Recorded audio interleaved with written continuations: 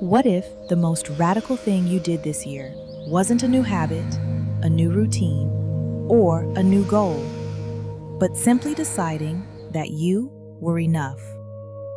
Not almost enough. Not enough once you lose the weight, get the promotion, fix the thing, finish the project. Just enough. Right now, as you are. This is the Better You Project, your weekly reset podcast. Today we're talking about confidence and self-worth. Not the performance of it, not the fake it till you make it version, but the real, quiet, deeply rooted kind that doesn't depend on what anyone else thinks of you. Let's talk about what confidence is, because most of us have been sold a completely distorted picture of it. We've been taught that confident people are loud, that they never doubt themselves, that they walk into rooms and immediately command attention, that confidence is something you either have or you don't, like a personality trait you were born with or not. None of that is true, and those beliefs are actually keeping a lot of brilliant, capable, worthy people from showing up fully in their own lives. So let's retire a few of them right now. Here are some beliefs I think we need to retire. First, confidence means never feeling afraid or doubtful. Confidence is not the absence of fear. It's the decision to move forward anyway.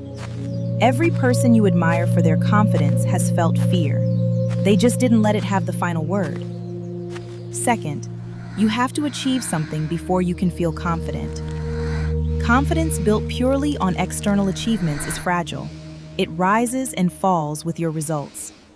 Real confidence is built from the inside out, from keeping promises to yourself, knowing your values, and in treating yourself with the same respect you'd give someone you. Third, self-worth comes from what others think of you. Other people's opinions are data, not verdicts. When your sense of worth is entirely dependent on external validation, you hand over your emotional stability to people who may not even be thinking about you. Your worth has to be self-sourced. That is the only kind that lasts. Okay, let's get practical. I want to share these confidence-building tools I personally keep coming back to. Number 1, keep promises to yourself. Confidence is built in the small moments nobody sees. Every time you say you're going to do something, drink more water, go to bed earlier, take a walk, write in your journal, and then you actually do it, you send a message to your subconscious that says, I can trust myself. And self-trust is the bedrock of self-confidence. It doesn't have to be dramatic. Start small. Tell yourself you'll do one thing today and then do it. Then tomorrow, another one. You are building a track record with yourself, and that track record becomes the evidence your confidence stands on. Number 2, audit your inner voice. You have a voice inside your head that narrates your life. For a lot of us, that voice is not kind. It criticizes, compares, catastrophizes, and keeps score of every mistake you've ever made. So, start noticing what that voice says, and ask yourself, would I say this to someone I love? If the answer is no, you don't get to say it to yourself either. This is not about toxic positivity. It's about basic fairness. You are allowed to be your own ally. You are allowed to speak to yourself with the same gentleness you'd give a friend who was struggling. That shift alone can change everything. 3, collect evidence of your own capability. When self-doubt hits, and it will, your brain will helpfully serve up every failure, every embarrassment, every time things went wrong. So we need to deliberately counter that with evidence of who you actually are.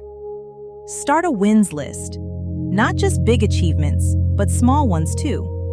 This may be a hard conversation you had, a problem you solved, or a time you showed up when you didn't feel like it. Read it when the doubt gets loud. Your confidence needs proof, and the proof is already there. You just haven't been collecting it. These 3 tools work together. None of them is a quick fix, but practice consistently, and they will fundamentally change how you see yourself. And when you change how you see yourself, you can also change how you move through the world. Your reflection prompt for this week, and I want you to really sit with this one.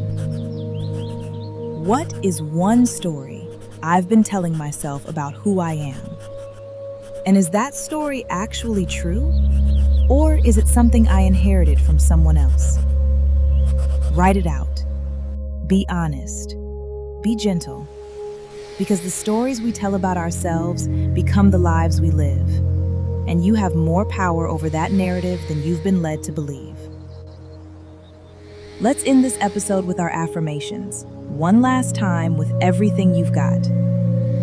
I am building an unshakable relationship with myself.